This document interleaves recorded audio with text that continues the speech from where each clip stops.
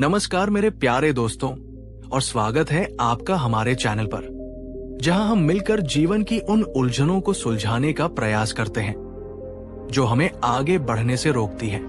आज हम एक ऐसे शब्द पर बात करने जा रहे हैं जो केवल एक शब्द नहीं बल्कि एक श्राप जैसा लगता है। एक ऐसा दलदल जिसमें इंसान एक बार फंस जाए तो उसे लगता है कि वो कभी बाहर नहीं निकल पाएगा।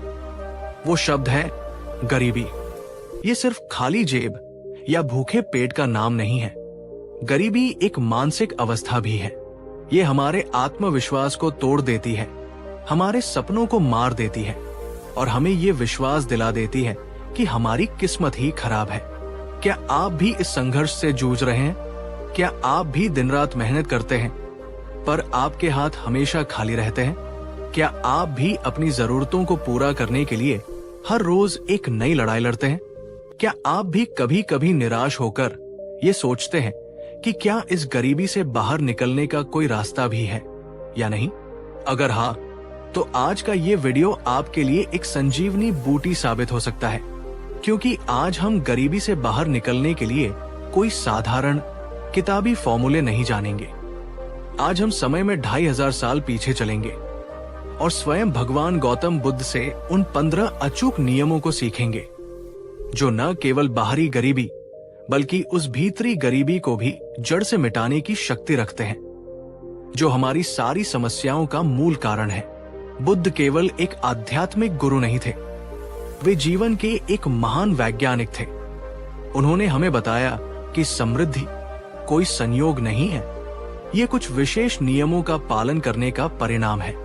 एक विनम्र अनुरोध, ये वीडियो लंबा है, गहरा है, ये कोई मनोरंजन नहीं, एक साधना है। इसे अपना पूरा समय और पूरा ध्यान दीजिए। हो सके तो एक शांत जगह पर बैठें और हर शब्द को अपने भीतर उतरने दें, क्योंकि ये संभव है कि इन 15 नियमों में से कोई एक नियम आपके जीवन की दिशा और दशा दोनों को हमेशा के लिए बदल दे। और अगर आप सच में दिल से अपनी और अपने परिवार की गरीबी को मिटाने का संकल्प लेना चाहते हैं तो इस वीडियो को अभी एक लाइक जरूर करें।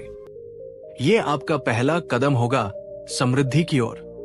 तो चलिए एक गहरी सांस लीजिए और बुद्ध के साथ गरीबी पर विजय पाने के इस महाअभियान की शुरुआत करते हैं।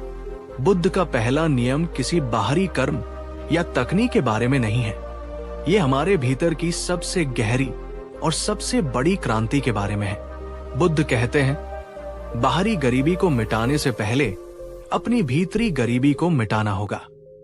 हम सब सोचते हैं कि हम गरीब इसलिए हैं क्योंकि हमारे पास पैसा नहीं है। बुद्ध कहते हैं, नहीं, तुम्हारे पास पैसा इसलिए नहीं है क्योंकि तुम भीतर से अपने मन से खुद को गरीब मानते हो। इसे कहते हैं मानसिक गरीबी, पॉवर्टी माइंडसेट। ये क्या है? ये हर समय कमी, लैक के बारे में सोचने की आदत है। मेरे पास ये नहीं है, मैं ये नहीं कर सकता, मेरी किस्मत खराब है, सब अमीर लोग बुरे होते हैं। ये शिकायत, ईर्ष्या और हीन भावना का एक जहरीला कॉकटेल है जो हमें कभी आगे नहीं बढ़ने देता। श्रावस्ती नगर में अनाथ पिंडिक नाम के एक बहुत ही धनी और दानी सेठ थे। वे बुद्ध के परम भक्त थे। एक बार वे बुद्ध के लिए एक भव्य विहार, मठ बनवा रहे थे। नगर का हर अमीर व्यक्ति उस निर्माण में अपना योगदान दे रहा था। एक दिन एक बहुत ही गरीब बूनी महिला बुद्ध के पास आई। उसके कपड़े फटे हुए थे और वो बहुत कमजोर थी। उसने बुद्ध से कहा, भगवान, मैं भी इस पुण्य कार्य में कुछ देना चाहती हूं, पर मेरे पास एक फूटी कौड़ी भी नहीं है। बुद्ध ने उससे पूछा, क्या तुम्हारे पास कुछ भी नहीं है? महिला रोने लगी, नहीं भगवान, मैं दुनिया की सबसे गरीब औरत हूं। बुद्ध मुस्कुराए। उन्होंने कहा, नहीं, तुम गरीब नहीं हो, तुम बहुत अमीर हो। मैं तुम्हें तुम्हारी 5 दौलतें गिनाता हूं। 1, तुम्हारे पास एक सुंदर मुस्कान है, तुम चाहो तो हर किसी को अपनी मुस्कान का दान दे सकती हो, ये किसी के उदास दिन को रोशन कर सकती है। 2, तुम्हारी आंखों में करुणा है। तुम दूसरों को प्रेम और दया की दृष्टि से देख सकती हो। ये किसी भी हीरे से ज्यादा कीमती है। 3, तुम्हारी वाणी में मिठास हो सकती है। तुम लोगों से 2 मीठे बोल बोल सकती हो, किसी को सांत्वना दे सकती हो। ये किसी भी संगीत से ज्यादा मधुर है। 4, तुम्हारे हृदय में कृतज्ञता का भाव है। तुम जीवित हो, तुम सांस ले रही हो, इन चीजों के लिए तुम आभारी हो सकती हो। 5, और तुम्हारे पास एक शरीर है जिससे तुम सेवा कर सकती हो। तुम इस विहार के निर्माण में एक पत्थर उठाकर भी अपनी सेवा का दान दे सकती हो। बुद्ध ने कहा, जिसके पास देने के लिए ये 5 दौलतें हैं, वो गरीब कैसे हो सकता है? ये सुनकर उस महिला की आंखें खुल गई। उसने पहली बार खुद को गरीब नहीं बल्कि अमीर महसूस किया। वो उठी और विहार के निर्माण में अपनी सेवा देने लगी। कहते हैं, उसके उस सेवा भाव से प्रभावित होकर अनाथ पिंडिक ने उसे अपने यहां सम्मानजनक काम दिया और उसकी गरीबी दूर हो गई। दोस्तों, गरीबी से बाहर निकलने का पहला नियम है, खुद को गरीब मानना बंद करो। आपकी सबसे बड़ी दौलत आपका बैंक बैलेंस नहीं, बल्कि आपका स्वस्थ शरीर, आपका समय, आपकी बुद्धि, आपकी मुस्कान और आपका सेवा भाव है।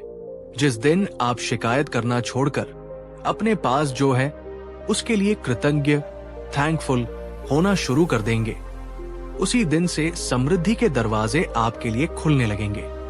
समृद्धि एक ऊर्जा है और वो हमेशा कृतज्ञता की ऊर्जा की ओर आकर्षित होती है, शिकायत की ऊर्जा से दूर भागती है। आज रात सोने से पहले एक कागज लें और उस पर 5 ऐसी चीजें लिखें जिनके लिए आप आज शुक्रगुजार हैं। जैसे, मैं शुक्रगुजार हूं कि आज मुझे भोजन मिला, या मैं शुक्रगुजार हूं कि मेरे परिवार ने मुझसे बात की। ये छोटा सा अभ्यास आपके दिमाग को कमी से हटाकर प्रचुरता, अबंडेंस पर केंद्रित कर देगा। दोस्तों, क्या आप बुद्ध की इस पहली और सबसे गहरी बात से सहमत हैं? क्या आप मानते हैं कि असली गरीबी मन की होती है? नीचे कमेंट में लिखिए, मैं मानसिक रूप से समृद्ध हूं। ये सिर्फ एक वाक्य नहीं, ये आपके अवचेतन मन के लिए एक शक्तिशाली घोषणा है। एक बार जब हमारा नजरिया बदल जाता है तो बुद्ध हमें दूसरे नियम की ओर ले जाते हैं, जो है कर्म। लेकिन बुद्ध सिर्फ मेहनत करने की बात नहीं करते, वे कुशल कर्म, स्किलफुल एक्शन की बात करते हैं। बुद्ध ने कहा, आलस्य दरिद्रता का सीधा मार्ग है और उद्यम समृद्धि का, पर अकुशल उद्यम थकावट देता है, कुशल उद्यम सफलता। एक बार एक नौजवान लकड़हारा एक सेठ के पास काम मांगने गया। सेठ ने उसे एक कुल्हाड़ी दी और कहा, जाओ जंगल से पेड़ काट कर लाओ, हर पेड़ के तुम्हें 100 सिक्के मिलेंगे। नौजवान बहुत मजबूत और उत्साही था। पहले दिन उसने पूरी ताकत लगाकर 10 पेड़ काट दिए। सेठ बहुत खुश हुआ और उसे 1000 सिक्के दिए। दूसरे दिन वो और भी ज्यादा मेहनत करने लगा, पर वो केवल 8 पेड़ ही काट पाया। तीसरे दिन उसने अपनी पूरी जान लगा दी, पर वो सिर्फ 5 पेड़ काट सका। वो बहुत निराश हुआ। उसे समझ नहीं आ रहा था कि उसकी मेहनत बढ़ने के बावजूद उसका परिणाम कम क्यों हो रहा है। वो सेठ के पास गया और बोला, मालिक, मैं मेहनत तो बहुत कर रहा हूं, पर पेड़ कम कट रहे हैं। सेठ ने उसकी कुल्हाड़ी देखी और मुस्कुराकर पूछा, तुमने आखिरी बार अपनी इस कुल्हाड़ी पर धार कब लगाई थी? नौजवान चौंका। उसने कहा, धार? मेरे पास धार लगाने का समय ही कहाँ था? मैं तो पेड़ काटने में ही व्यस्त था। सेठ ने कहा, यही तुम्हारी भूल है। तुम केवल अपनी मांसपेशियों की ताकत का इस्तेमाल कर रहे हो, अपनी बुद्धि का नहीं। एक कुंद, ब्लंट कुल्हाड़ी से पेड़ काटने में 10 गुना ज्यादा मेहनत और समय लगता है। अगर तुम रोज कुछ समय अपनी कुल्हाड़ी पर धार लगाने में लगाते तो तुम कम मेहनत में ज्यादा पेड़ काट पाते। दोस्तों, ये कहानी हम सबके जीवन पर लागू होती है। हमारी कुल्हाड़ी क्या है? हमारी कुल्हाड़ी है हमारा ज्ञान, नॉलेज, हमारा कौशल, स्किल और हमारी योजना, स्ट्रैटेजी। हम में से बहुत से लोग उस लकड़हारे की तरह हैं जो दिन रात गधों की तरह मेहनत तो करते हैं पर कभी रुककर अपनी कुल्हाड़ी पर धार नहीं लगाते। वे नई चीजें नहीं सीखते, वे अपने काम को बेहतर करने के तरीके नहीं खोजते। वे बिना सोचे समझे बस एक ही ढर्रे पर काम करते रहते हैं। बुद्ध का दूसरा नियम है, 1. आलस्य का त्याग करो। अबैंडन लेजीनेस सफलता का कोई शॉर्टकट नहीं है, आपको मेहनत करनी ही होगी। 2. अपनी कुल्हाड़ी पर धार लगाओ। Sharpen your x. आप जो भी काम करते हैं उसमें सर्वश्रेष्ठ बने, नए कौशल सीखें, लर्न न्यू स्किल्स, अपनी शिक्षा और ज्ञान को बढ़ाएं। 3. कुशलता से काम करो। वर्क स्मार्टली केवल कड़ी मेहनत नहीं, बुद्धिमानी से मेहनत करें। योजना बनाएं, प्राथमिकताएं तय करें और अपनी ऊर्जा को सही जगह पर लगाएं। आप जो भी काम करते हैं आज खुद से ये सवाल पूछें, मैं इस काम को और बेहतर और तेजी से और कुशलता से कैसे कर सकता हूं? और इस हफ्ते कम से कम 1 घंटा कोई नई स्किल सीखने में या अपनी मौजूदा स्किल को बेहतर बनाने में लगाएं। चाहे वो कोई किताब पढ़ना हो, कोई ऑनलाइन कोर्स करना हो या किसी अनुभवी व्यक्ति से सीखना हो। दोस्तों, आपकी कुल्हाड़ी क्या है?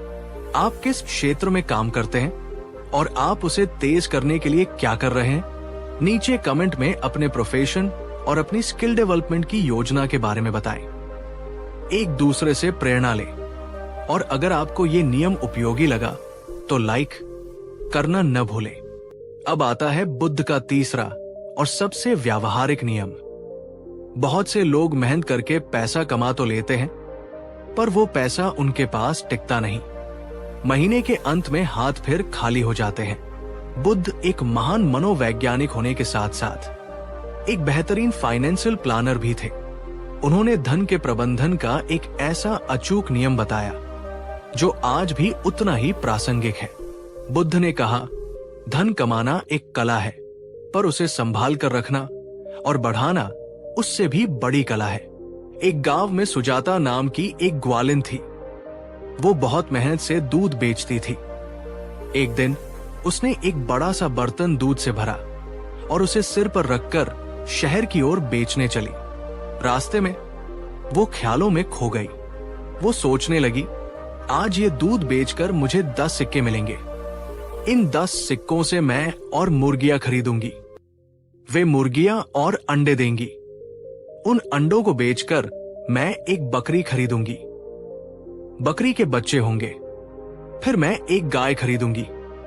फिर मेरे पास बहुत सारी गायें होंगी। मैं बहुत अमीर हो जाऊंगी। फिर एक सुंदर राजकुमार मुझसे शादी करेगा। मेरा एक बेटा होगा और जब वो शरारत करेगा तो मैं गुस्से में ऐसे अपना सिर झटकूंगी। और जैसे ही उसने ख्यालों में अपना सिर झटका, उसके सिर पर रखा दूध का बर्तन जमीन पर गिरकर टूट गया। सारा दूध बिखर गया। उसके सारे सपने, सारी योजनाएं उस बिखरे हुए दूध के साथ ही बह गई। ये कहानी हमें 2 बातें सिखाती है। पहली, केवल ख्याली पुलाव पकाने से कुछ नहीं होता। दूसरी, जो हमारे हाथ में है पहले उसे सुरक्षित रखना जरूरी है। बुद्ध ने हमें धन के प्रबंधन का एक बहुत ही सरल 4 भाग का नियम दिया है जो सिगालोवाद सुत्ता में वर्णित है। बुद्ध कहते हैं, अपनी मेहनत की कमाई को 4 हिस्सों में विभाजित करो। 1.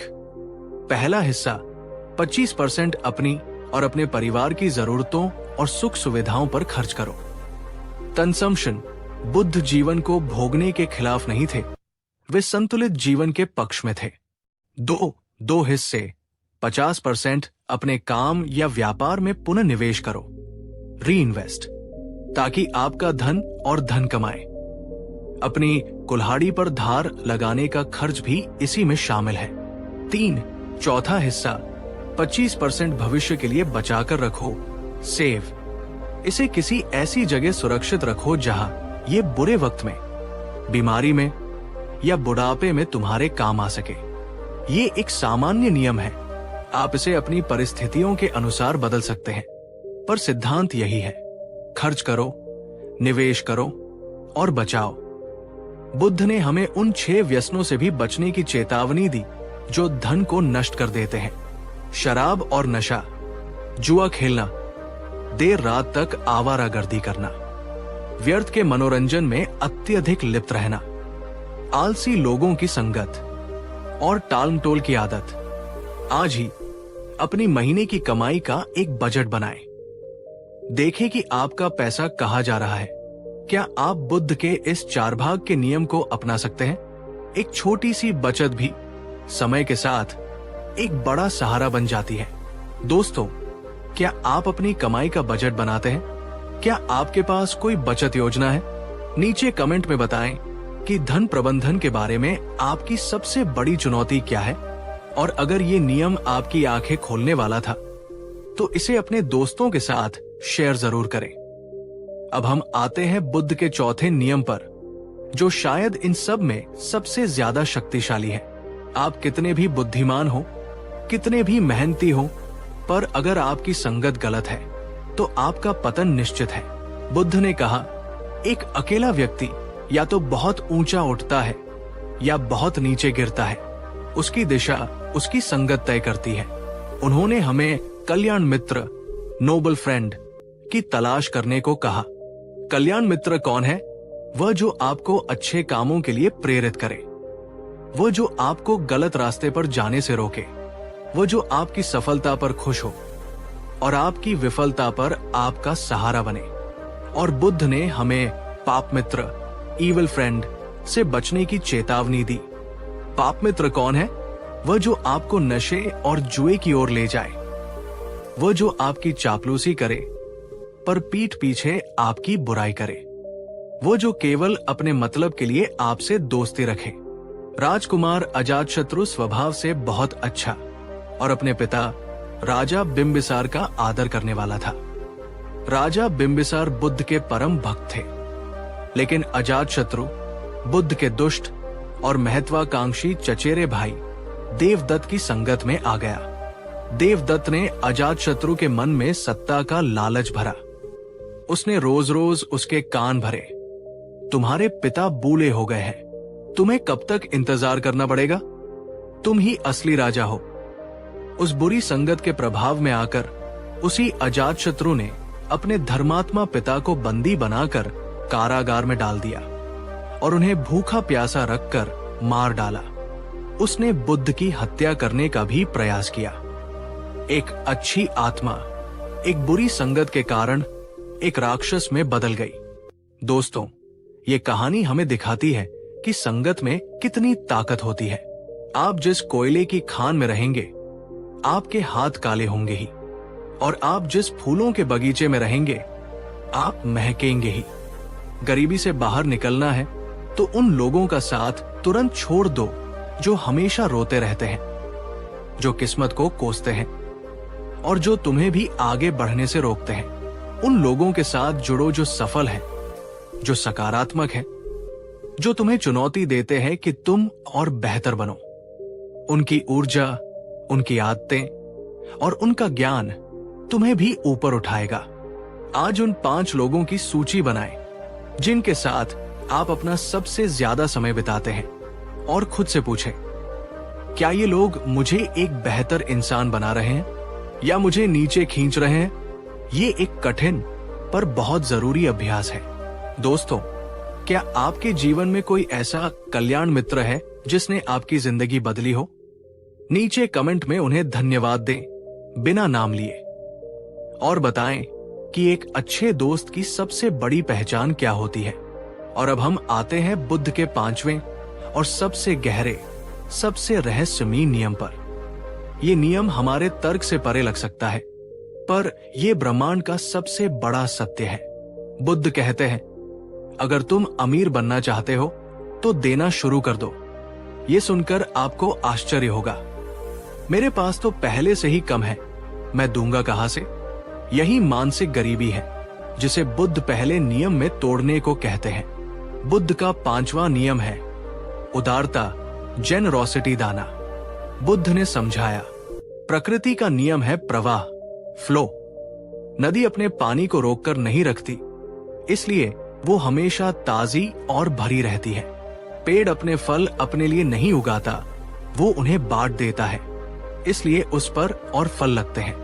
हवा और सूरज भी अपनी ऊर्जा को बांटते हैं। धन भी एक ऊर्जा है। जब तुम उसे कंजूसी से पकड़कर रखते हो तो तुम उसके प्रवाह को रोक देते हो।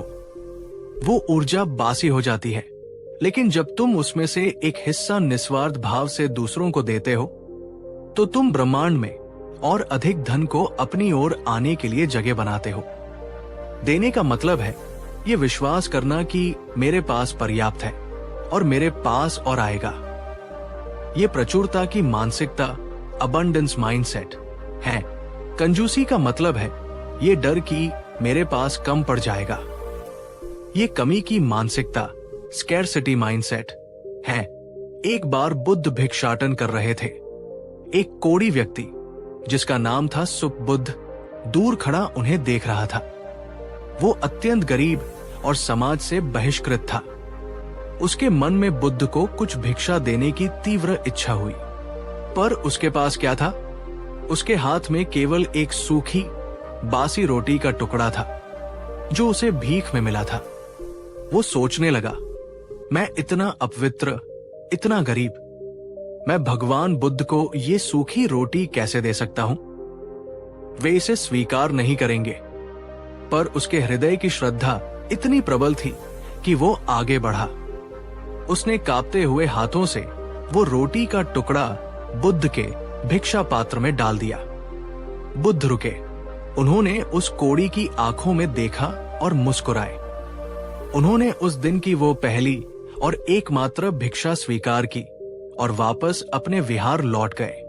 कहते हैं उस एक निस्वार्थ दान के पुण्य कर्म से सुपबुद्ध का अगला जन्म एक राजकुमार के रूप में हुआ। दोस्तों, ये कहानी दान के भाव की शक्ति को दिखाती है। आपके पास जो है उसमें से थोड़ा सा हिस्सा, चाहे वो 1 रुपया हो, 1 रोटी हो या किसी के लिए आपका थोड़ा सा समय हो, उसे निस्वार्थ भाव से देना शुरू करें। ये मत सोचे कि जब मैं अमीर हो जाऊंगा तब दान करूंगा। बुद्ध कहते हैं दान करना शुरू करो, तुम अमीर हो जाओगे। दोस्तों, बुद्ध का छठा नियम उस शक्ति के बारे में है जिसका हम हर रोज इस्तेमाल करते हैं, पर जिसके महत्व को अक्सर समझते नहीं। वो शक्ति है हमारी वाणी। हम सोचते हैं कि गरीबी का हमारी बोली से क्या लेना देना। बुद्ध कहते हैं बहुत गहरा लेना देना है। तुम्हारे शब्द केवल ध्वनि नहीं है, वे सृजन की शक्ति रखते हैं। तुम जैसा बोलते हो वैसा ही तुम्हारा जीवन बनने लगता है। सोचिए, एक गरीब मानसिकता वाला व्यक्ति कैसे बात करता है, मेरी तो किस्मत ही खराब है, पैसा कमाना बहुत मुश्किल है, अमीर लोग बेईमान होते हैं, मेरे पास कभी पर्याप्त नहीं होगा, मैं ये नहीं कर सकता। जब आप दिन रात ऐसी बातें दोहराते हैं तो आप अपने अवचेतन मन को यही प्रोग्राम कर रहे होते हैं। आप ब्रह्मांड को यही संदेश भेज रहे होते हैं कि आप गरीबी में ही रहना चाहते हैं, और ब्रह्मांड कहता है तथास्तु। बुद्ध ने अपने आर्य अष्टांगिक मार्ग में सम्यक वाक पर बहुत जोर दिया है। समृद्धि के संदर्भ में इसका अर्थ है 1. सकारात्मक और आशावादी वाणी हमेशा संभावनाओं की भाषा में बात करें। ये मुश्किल है कहने के बजाय कहें मैं इसका रास्ता ढूंढूंगा। 2. समृद्धि की वाणी अभाव की बातें करना बंद करें। कृतज्ञता और प्रचुरता की भाषा बोलें। मेरे पास पैसे नहीं है कहने के बजाय कहें पैसा मेरी ओर आ रहा है। 3. झूठ और धोखे से बचना। जो व्यक्ति अपनी वाणी में सच्चा और ईमानदार होता है, लोग उस पर विश्वास करते हैं, और व्यापार और जीवन में विश्वास ही सबसे बड़ी पूंजी है। 4. निंदा और चुगली से बचना। जब आप दूसरों की बुराई करते हैं तो आप नकारात्मक ऊर्जा को अपनी ओर आकर्षित करते हैं। सफल और सकारात्मक लोग हमेशा दूसरों के अच्छे गुणों की चर्चा करते हैं। एक बाजार में 2 औरतें फूल बेचती थी। दोनों एक ही जगह से फूल लाती थी और दोनों के फूलों की गुणवत्ता भी एक जैसी थी, पर एक औरत जिसका नाम था आशा, हमेशा खुश रहती थी और ग्राहकों से बड़े प्रेम से बात करती थी। वो कहती, आइए बहन जी, आज के ये ताजे फूल आपके जीवन में भी ताजगी भर देंगे। दूसरी औरत निराशा हमेशा मुंह लटकाए बैठी रहती थी। कोई ग्राहक आता तो कहती, क्या पता बिकेंगे भी या नहीं, आजकल कोई फूल खरीदता ही नहीं। शाम को आशा के सारे फूल बिक जाते थे और निराशा के आधे भी नहीं बिकते थे। निराशा अपनी किस्मत को कोसती, मेरी तो किस्मत ही खराब है। लेकिन सच्चाई यह थी कि लोग सिर्फ फूल नहीं खरीद रहे थे, वे आशा की सकारात्मक ऊर्जा और मीठी वाणी को भी खरीद रहे थे। दोस्तों, आपके शब्द आपके भाग्य का निर्माण करते हैं। गरीबी की भाषा बोलना बंद करें। आज से अपनी वाणी को समृद्धि, संभावना और कृतज्ञता की भाषा बनाएं। आपकी वाणी में वह चुंबक है जो अवसरों और अच्छे लोगों को आपकी ओर खींच सकता है।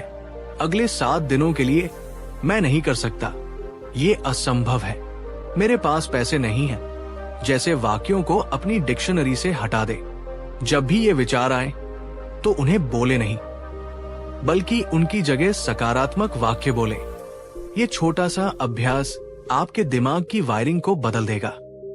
दोस्तों, क्या आप भी अक्सर नकारात्मक भाषा का प्रयोग करते हैं? क्या आप अपनी गरीबी को अपनी बातों से और मजबूत बना रहे हैं? नीचे कमेंट में लिखिए, मेरे शब्द शक्तिशाली हैं और मैं उनका बुद्धिमानी से प्रयोग करूंगा। बुद्ध का 7वां नियम हमें उस खजाने की याद दिलाता है जिसे हम अक्सर सबसे ज्यादा नजरअंदाज करते हैं, खासकर जब हम पैसे के पीछे भाग रहे होते हैं। वो खजाना है हमारा स्वास्थ्य। बुद्ध ने कहा था, आरोग्य परम लाभम, स्वास्थ्य ही सबसे बड़ा लाभ है, सबसे बड़ी संपत्ति है। सोचिए, अगर आपके पास दुनिया का सारा धन हो पर आप बीमार हो, बिस्तर पर पड़े हो, तो क्या वह धन आपके किसी काम का है? नहीं। गरीबी से बाहर निकलने के लिए आपको जिस सबसे महत्वपूर्ण उपकरण की जरूरत है वो है आपका ऊर्जावान और स्वस्थ शरीर। अगर आप ही बीमार और थके हुए रहेंगे तो आप मेहनत कैसे करेंगे? आप नए अवसर कैसे खोजेंगे? हम अक्सर पैसे बचाने के चक्कर में अपने स्वास्थ्य से समझौता करते हैं। हम सस्ता अस्वास्थ्यकर भोजन खाते हैं। हम बीमार होने पर डॉक्टर के पास नहीं जाते, हम आराम नहीं करते और अंत में हम जो थोड़ा बहुत पैसा बचाते हैं वो सब बीमारियों के इलाज में खर्च हो जाता है। ये एक दुष्चक्र है। एक धनी सेठ था जो अपने व्यापार में इतना व्यस्त रहता था कि उसे न खाने का होश था न सोने का। वो हमेशा तनाव में रहता था। धीरे धीरे उसका शरीर बीमारियों का घर बन गया। उसी के गांव में एक गरीब किसान था। वो दिन भर मेहनत करता, सादा भोजन करता और रात को गहरी नींद सोता। वो पूरी तरह स्वस्थ था। एक दिन सेठ की हालत बहुत खराब हो गई। वैद्य ने कहा, सेठ जी, आपको कोई दवा ठीक नहीं कर सकती, आपको अपनी जीवन शैली बदलनी होगी। सेठ ने कहा, मैं अपनी आधी दौलत देने को तैयार हूं, बस मुझे ठीक कर दो। तभी उस किसान को वहां से गुजरते हुए देखकर वैद्य ने कहा, सेठ जी, अगर आप इस किसान की तरह एक दिन की जिंदगी जी सके, उसकी तरह मेहनत करें, उसकी तरह सादा भोजन करें और उसकी तरह चिंता मुक्त होकर सोएं, तो आप ठीक हो सकते हैं। उस दिन सेठ को समझ आया कि उसने धन कमाने के लिए जो असली धन, स्वास्थ्य खो दिया है, वो अब वापस नहीं आ सकता। दोस्तों, अपने शरीर को एक बोझ मत समझिए। ये गरीबी से लड़ने के लिए आपका सबसे बड़ा हथियार है। संतुलित और सात्विक भोजन करें, महंगा नहीं, पौष्टिक भोजन करें। पर्याप्त नींद ले, शरीर को आराम देना भी उतना ही जरूरी है जितना काम करना। व्यायाम करें, रोजाना कम से कम 30 मिनट चलें या कोई शारीरिक श्रम करें।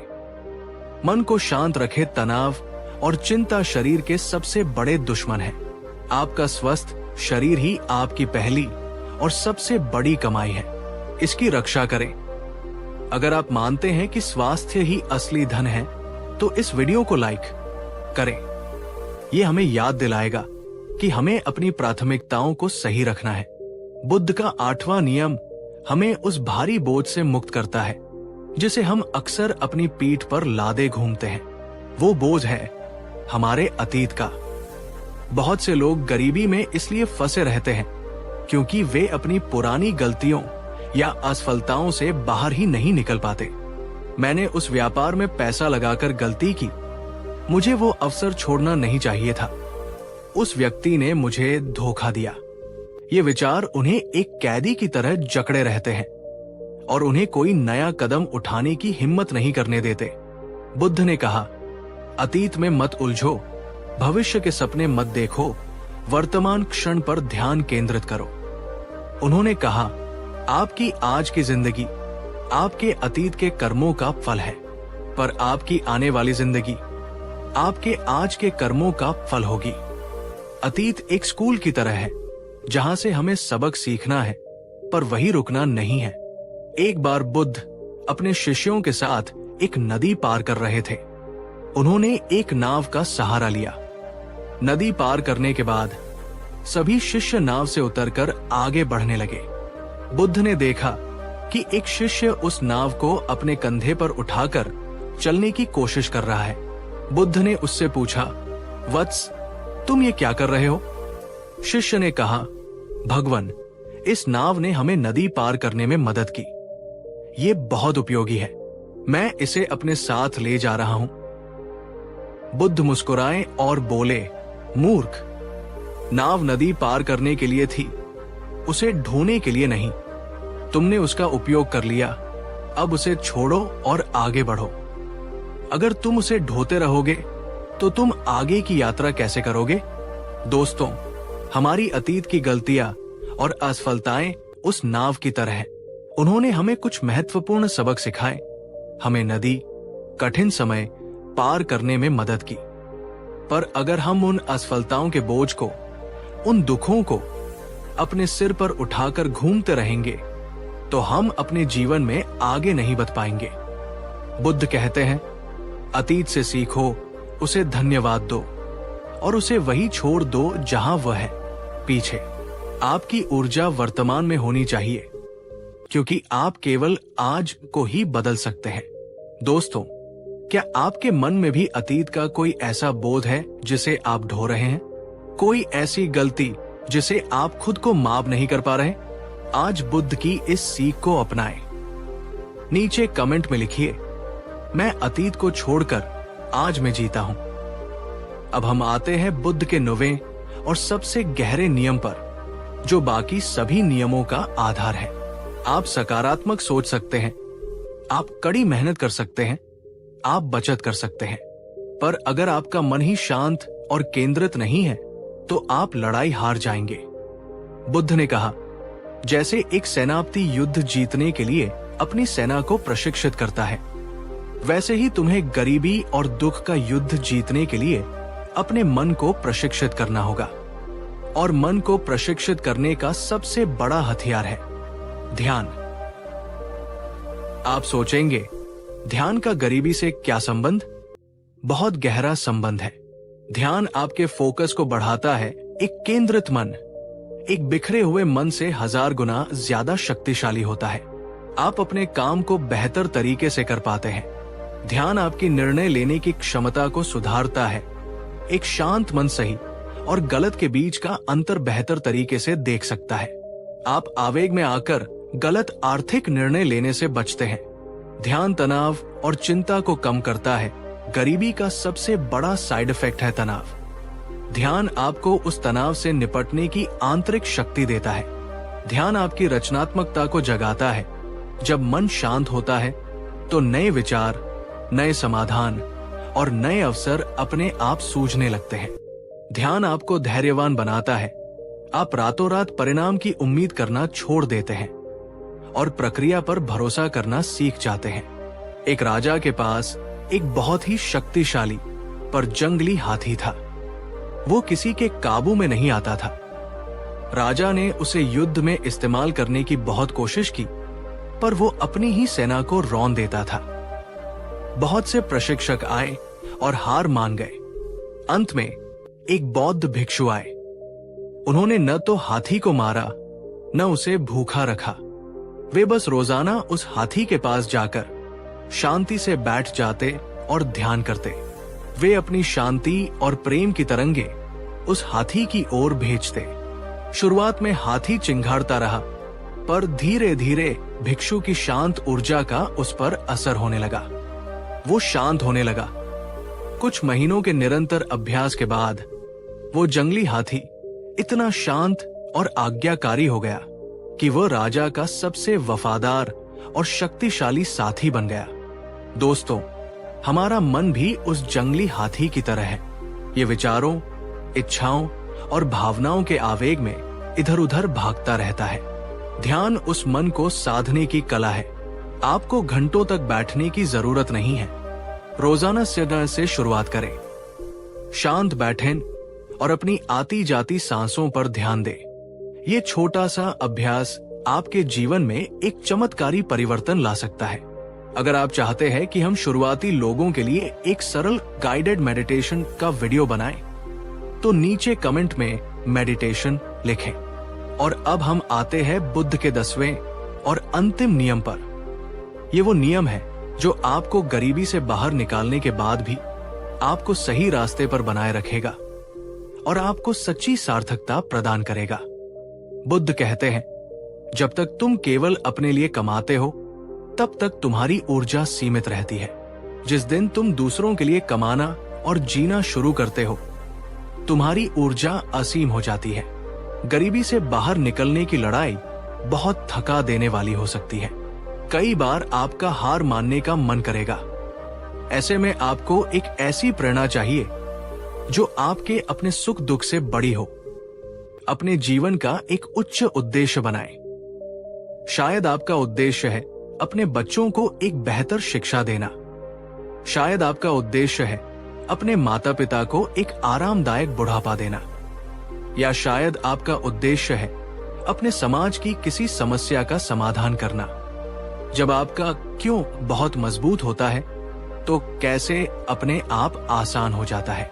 जब आप केवल अपने लिए नहीं बल्कि दूसरों के सपनों के लिए लड़ते हैं, तो ब्रह्मांड की सारी शक्तियां आपकी मदद करने के लिए आगे आती है। ये कहानी बुद्ध की नहीं, पर इसका सार वही है। सुदामा अपने लिए कृष्ण से कुछ मांगने में संकोच कर रहे थे। वे अपनी गरीबी में ही जी रहे थे, पर जब उन्होंने अपनी पत्नी और अपने भूखे बच्चों के बारे में सोचा तो उन्हें हिम्मत मिली। उनका उद्देश्य खुद से बड़ा हो गया और जब वे दूसरों के लिए मांगने गए तो कृष्ण ने उन्हें इतना दिया कि उनकी कई पीढ़ियों की गरीबी मिट गई। अपने संघर्ष को एक बड़ा उद्देश्य दे। ये मत सोचे मैं ये मेहनत अपने लिए कर रहा हूं। ये सोचे मैं ये मेहनत अपने परिवार के भविष्य के लिए कर रहा हूं, या मैं सफल होकर और लोगों की मदद करूंगा। ये निस्वार्थ भाव आपकी प्रेरणा को कभी खत्म नहीं होने देगा। दोस्तों, बुद्ध का 11वां नियम हमें उस अदृश्य मानसिक बोझ से मुक्त करता है जो हमारी गरीबी और हमारे दुख का एक बहुत बड़ा पर अक्सर अनदेखा किया जाने वाला कारण है। वो बोझ है हमारी अपेक्षाओं का। हम केवल दूसरों से ही अपेक्षाएं नहीं रखते, हम जीवन से, अपनी मेहनत से और यहां तक कि ईश्वर से भी अपेक्षाएं रखते हैं। मैंने इतनी मेहनत की है तो मुझे सफलता मिलनी ही चाहिए। मैंने उसके लिए इतना कुछ किया तो उसे भी मेरे लिए करना ही चाहिए। मैं अच्छा इंसान हूं तो मेरे साथ बुरा होना ही नहीं चाहिए। ये चाहिए शब्द ही हमारे दुख की जड़ है। बुद्ध कहते हैं, आसक्ति, अटैचमेंट दुख का मूल है और अपेक्षा आसक्ति का ही एक सूक्ष्म रूप है। जब हम किसी परिणाम से, किसी व्यक्ति से या किसी विचार से बहुत ज्यादा चिपक जाते हैं कि ऐसा ही होना चाहिए, तो हम खुद को दुख के लिए तैयार कर रहे होते हैं। गरीबी के संदर्भ में ये कैसे काम करता है? जब हम बहुत ज्यादा अपेक्षा रखते हैं कि हमारी मेहनत का फल तुरंत मिलना चाहिए या हमें एक विशेष तरीके से ही सफलता मिलनी चाहिए, और जब वैसा नहीं होता क्योंकि जीवन हमारी योजनाओं के अनुसार नहीं चलता, तो हम निराश हो जाते हैं, हताश हो जाते हैं और प्रयास करना ही छोड़ देते हैं। हम कहते हैं मेरी किस्मत ही खराब है, मेहनत करने का कोई फायदा नहीं। एक गांव में दो मित्र थे, दोनों ही बेहतरीन मूर्तिकार थे। दोनों ने एक ही गुरु से सीखा था। एक दिन राजा ने घोषणा की कि वो राज्य के नए मंदिर के लिए सर्वश्रेष्ठ मूर्ति बनाने वाले को 1000 स्वर्ण मुद्राएं देगा। पहला मूर्तिकार अपेक्षा बहुत उत्साहित हो गया। वो दिन रात ख्यालों में खोया रहता, मैं ही जीतूंगा, मुझे 1000 स्वर्ण मुद्राएं मिलेंगी, मैं एक बड़ा घर बनाऊंगा, मेरे बच्चे अच्छे स्कूल में पढ़ेंगे। वो परिणाम से इतना ज्यादा जुड़ गया था कि मूर्ति बनाते समय उसका हाथ कांपता था। उसे हर पल डर लगता था कि कहीं कोई गलती न हो जाए। दूसरा मूर्तिकार कर्म शांत था। उसने कहा, मेरा काम है अपनी सर्वश्रेष्ठ कला का प्रदर्शन करना। मेरा काम है पत्थर के इस टुकड़े में से ईश्वर को प्रकट करना। पुरस्कार मिले या न मिले, ये मेरे हाथ में नहीं है। मेरा आनंद इस मूर्ति को बनाने की प्रक्रिया में है। वो बिना किसी अपेक्षा के पूरे ध्यान और प्रेम से अपनी मूर्ति गढ़ने लगा। निर्णय का दिन आया। पहला मूर्तिकार अपेक्षा अपनी मूर्ति लेकर गया। उसकी मूर्ति सुंदर थी, पर उसमें एक तनाव, एक भय झलकता था। दूसरा मूर्तिकार कर्म अपनी मूर्ति लेकर गया। उसकी मूर्ति में एक अद्भुत शांति, एक दिव्य प्रवाह और जीवन था। राजा ने दूसरे मूर्तिकार की मूर्ति को चुना। पहला मूर्तिकार अपेक्षा पूरी तरह से टूट गया। उसकी दुनिया ही उजड़ गई, क्योंकि उसने अपनी सारी खुशी उस एक परिणाम से जोड़ रखी थी। दूसरा मूर्तिकार कर्म शांत रहा। यदि वो हार भी जाता तो भी उसे दुख नहीं होता, क्योंकि उसका आनंद तो उस कला को रचने में ही था। दोस्तों, बुद्ध हमें कर्महीन बनने को नहीं कहते। वे हमें अनासक्त कर्म, डिटैच्ड एक्शन करने को कहते हैं। जैसा कि गीता में भी कहा गया है, अपना 100% प्रयास करो, अपनी पूरी लगन से काम करो, पर परिणाम की चिंता मत करो। जब आप परिणाम की अपेक्षा से मुक्त होकर काम करते हैं तो दो चमत्कार होते हैं। एक, आप उस काम का पूरा आनंद ले पाते हैं। दो, और अक्सर आपको परिणाम भी सर्वश्रेष्ठ ही मिलता है, क्योंकि आपका मन डर और तनाव से मुक्त होता है। आज आप जो भी काम करें उसे केवल काम की तरह नहीं, बल्कि एक खेल की तरह करें। उसे पूरी तरह से एंजॉय करें। अपने आप से कहें, मेरा काम है अपना बेस्ट देना, परिणाम ब्रह्मांड पर छोड़ देना। दोस्तों, क्या अपेक्षाएं आपके दुख का भी एक बड़ा कारण है? क्या आप भी परिणाम की चिंता में अपने आज को बर्बाद कर देते हैं? नीचे कमेंट में लिखिए, मैं कर्म करूंगा, फल की चिंता नहीं। बुद्ध का 12वां नियम हमें उन आंतरिक शत्रुओं से लड़ना सिखाता है जो हमारी समृद्धि की सारी ऊर्जा को सोख लेते हैं। बुद्ध कहते हैं, तुम्हारा मन एक उपजाऊ बगीचे की तरह है, पर अगर तुम उसमें उगे जहरीले खरपतवार को नहीं निकालोगे तो वे तुम्हारे फूलों, सद्गुणों को बढ़ने ही नहीं देंगे। गरीबी केवल धन का अभाव नहीं है, ये कुछ नकारात्मक भावनाओं की उपस्थिति भी है। बुद्ध ने 5 प्रमुख मानसिक खरपतवारों 5 हिंड्रेंसेस की पहचान की है जो हमारी प्रगति को रोकते हैं। 1, इंद्रिय सुख की तीव्र इच्छा, सेंसुअल डिजायर। जब मन हमेशा केवल तात्कालिक सुखों, अच्छा खाना, मनोरंजन, आलस्य के पीछे भागता है तो वो कठिन और जरूरी कामों से जी चुराता है। 2, द्वेष और घृणा, इलविल बटा अवर्जन। जब मन दूसरों के प्रति ईर्ष्या, क्रोध और घृणा से भरा होता है तो वो अपनी सारी ऊर्जा दूसरों को नीचा दिखाने या बदला लेने की सोचने में ही बर्बाद कर देता है। 3, आलस्य और सुस्ती, स्लॉथ एंड टॉर्पोर। ये शारीरिक और मानसिक जड़ता है जो हमें कोई भी प्रयास करने से रोकती है। 4, बेचैनी और चिंता, रेस्टलेसनेस एंड वरी। जब मन अतीत के पछतावे और भविष्य की चिंता के बीच उछलता रहता है तो वो वर्तमान में एकाग्र नहीं हो पाता। 5, संदेह और अनिश्चितता, स्केप्टिकल डाउट। जब हमें खुद पर, अपने मार्ग पर या अपनी क्षमताओं पर ही भरोसा नहीं होता, तो हम कोई भी कदम उठाने से डरते हैं। एक गांव में एक बहुत ही सुंदर तालाब था, जिसका पानी अमृत जैसा मीठा था।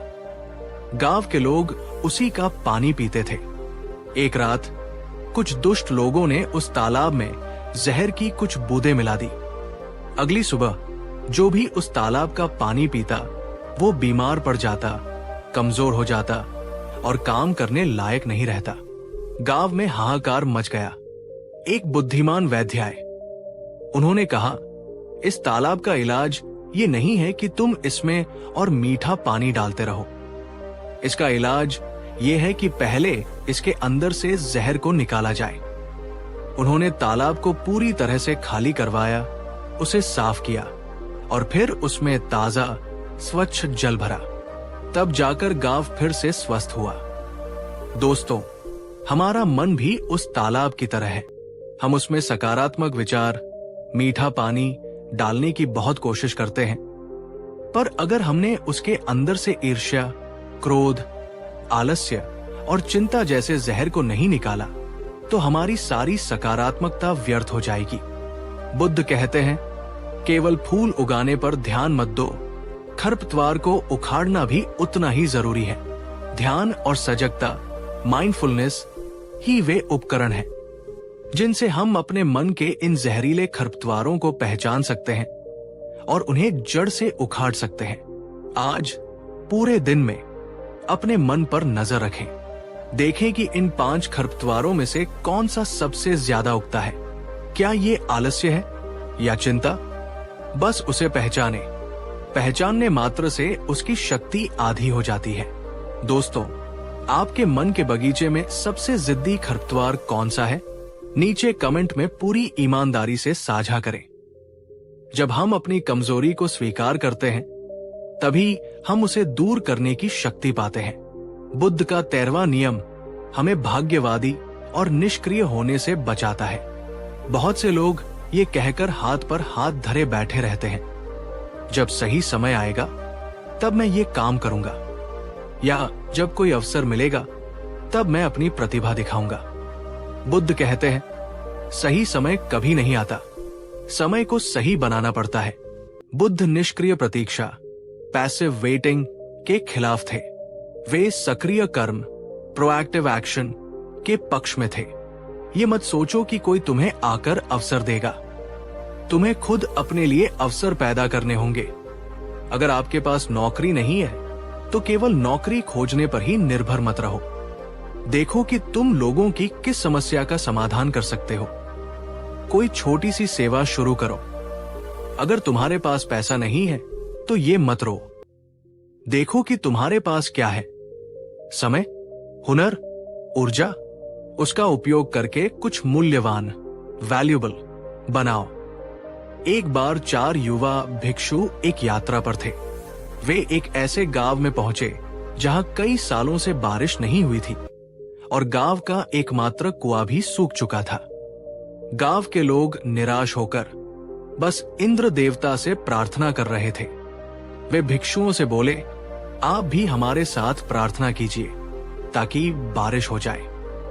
3 भिक्षु उनके साथ बैठकर प्रार्थना करने लगे, पर चौथा भिक्षु, जिसका नाम था प्रयत्न, वो उठा।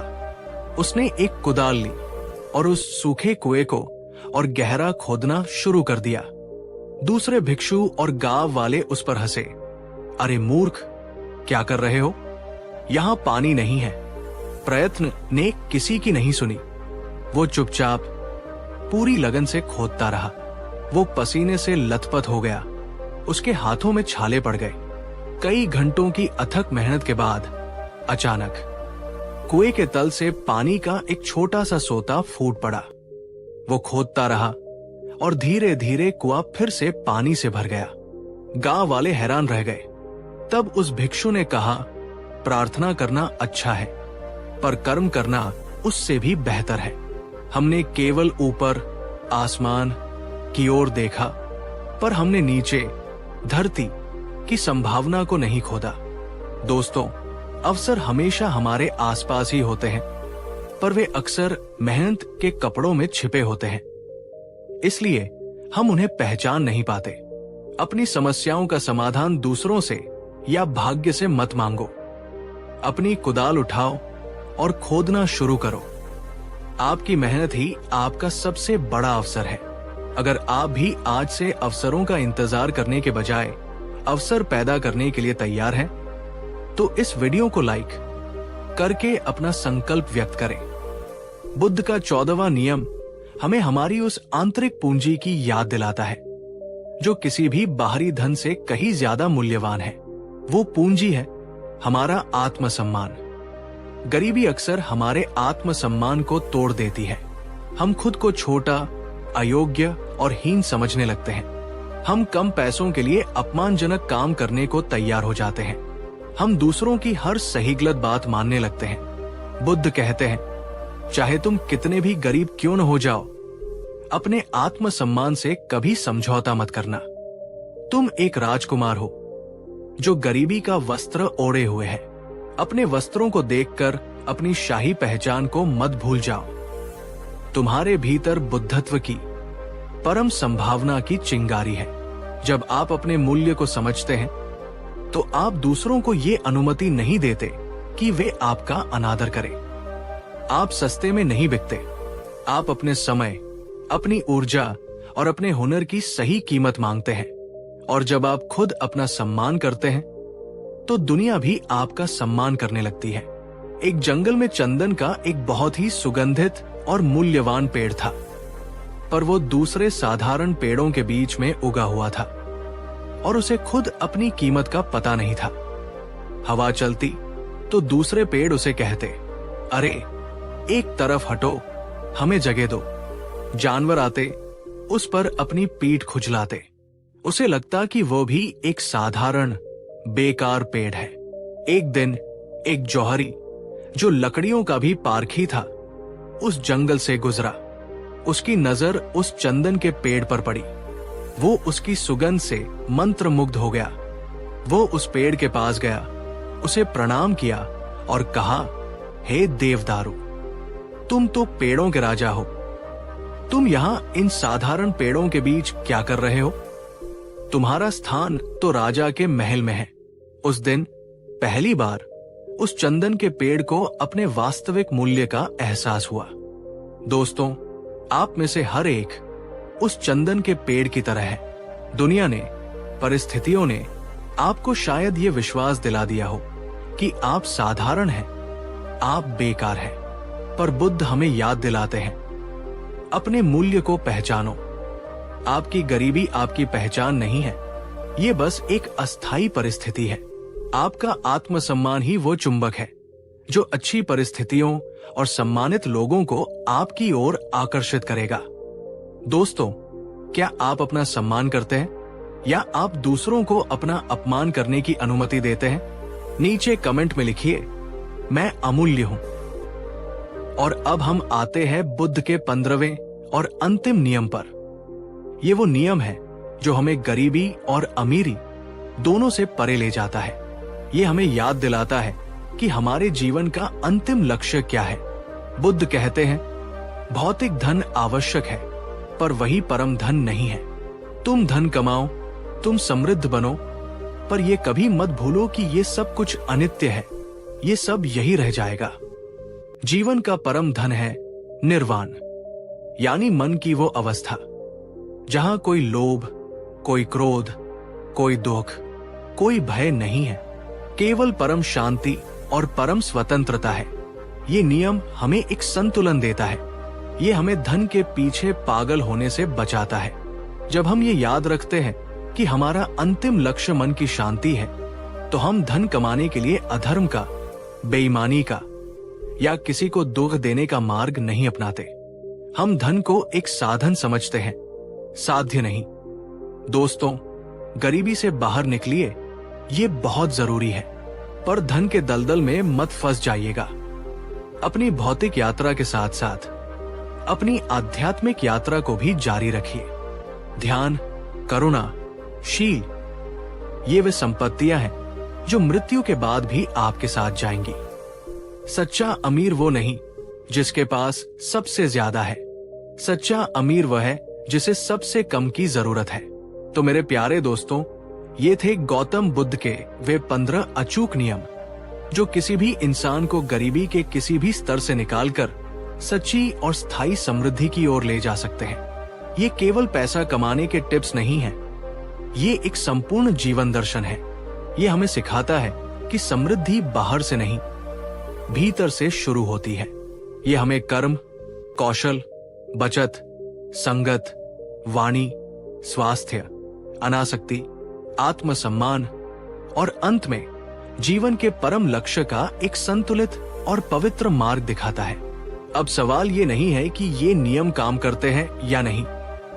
हजारों सालों से लाखों लोगों ने इनसे अपना जीवन बदला है। सवाल ये है कि क्या आप इन पर चलने के लिए, अपनी जिंदगी को बदलने के लिए सच में तैयार हैं? अगर बुद्ध की ये गहरी और जीवन बदलने वाली शिक्षा की ये विस्तृत श्रृंखला आपको पसंद आई हो, अगर इसने आपके अंदर एक नई उम्मीद, एक नई आग जलाई हो, तो हमारे इस परिश्रम के लिए इस वीडियो को अपना पूरा प्यार देते हुए इसे लाइक जरूर कीजिएगा। नीचे कमेंट करके हमें बताइए कि इन 15 नियमों में से कौन सा एक नियम आप आज से ही पूरी दृढ़ता के साथ अपने जीवन में लागू करने का संकल्प लेते हैं। और हाँ, इस ज्ञान को अपने तक ही सीमित मत रखिए। इस वीडियो की पूरी श्रृंखला को अपने दोस्तों और परिवार के साथ शेयर करें, खासकर उन लोगों के साथ जो आर्थिक या मानसिक रूप से संघर्ष कर रहे हैं। आपका एक शेयर किसी के जीवन को बदलने का माध्यम बन सकता है। और अगर आप भविष्य में भी बुद्ध की ऐसी ही गहरी और व्यावहारिक शिक्षाओं से जुड़ना चाहते हैं, तो हमारे चैनल को सब्सक्राइब करना और उस घंटी बेल वाले आइकन को दबाना बिल्कुल न भूलें। अपना ख्याल रखिएगा, मेहनत करते रहिएगा और विश्वास रखिएगा, आपकी जिंदगी जरूर बदलेगी। याद रखें, बुद्ध ने कहा था, तुम स्वयं अपने दीपक हो। नमो बुद्धाय, भवतु सब मंगल, सबका मंगल हो। कहानी 2। नमस्कार मेरे प्यारे आत्मिक मित्रों, और स्वागत है आपका हमारे चैनल पर, जहां हम मिलकर जीवन के उन पन्नों को पलटते हैं जिनमें हमारी रूह का सुकून और हमारे अस्तित्व का अर्थ छिपा है।